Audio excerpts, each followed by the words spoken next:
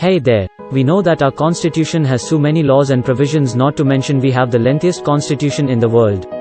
But none of us know what they are actually there for and how they work. So, let me discuss with you a law that has come into effect and keeping us quarantined home for such a long time.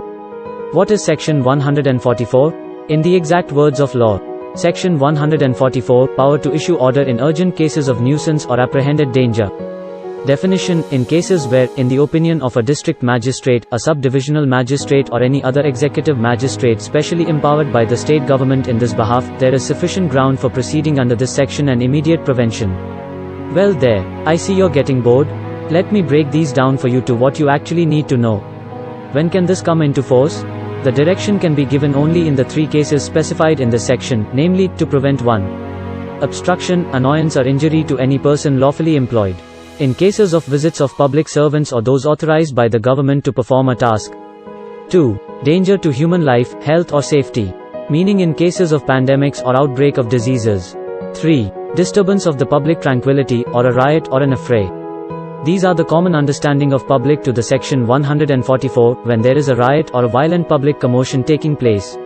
If anyone has an opposite opinion on the grounds of issue and does not consider it necessary for Section 144, it can be challenged in the court of law. Now who can give the order? So well, the order can be issued usually by the magistrate, commonly known as the collector, or a court that are empowered. This order can be issued independently on the opinion of the office issuing, or on the advice of the state government, when they feel necessary for restrictions are required to prevent the occurrence or to handle a problematic situation. Why Section 144 now? The reason for giving the orders of Section 144 is that, in the present scenario, the world and India is facing a crisis due to the COVID-19 pandemic outbreak.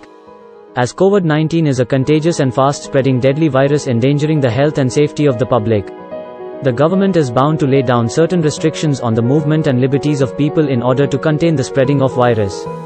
Thus, on these grounds of health and safety of the public, making it fit for the issue of Section 144 and to lay down restrictions on the movement and civil liberties of the public.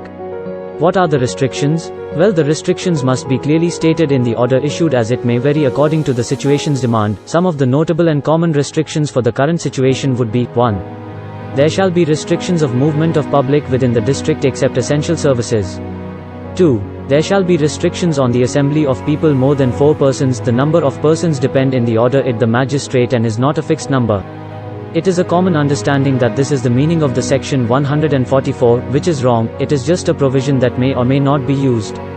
3. There shall be restrictions on both public and private transport. 4. All hotels, shops and commercial establishments shall be completely closed. And so on. What if I disobey? There must be a written order directed to the person accused before he can be prosecuted for disobedience of the order. That basically means you can be sent to jail. Can the police beat you? I know that's something you really need to know. The answer would be a big no. Unless and until there are directives to use force, you cannot be beaten. They have to book a case against you and prosecuted by the court of law. Which is of course is worse than being beaten. Lol. What do I get from this? We get that Section 144 is an essential element of measures that are undertaken by the executive body of any district in order to prevent as well as manage situations of urgency.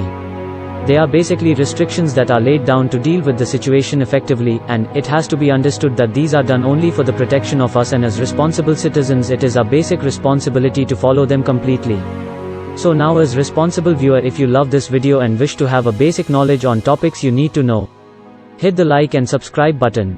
And don't forget to comment and give us your feedback and inspiring suggestions. See you until next time.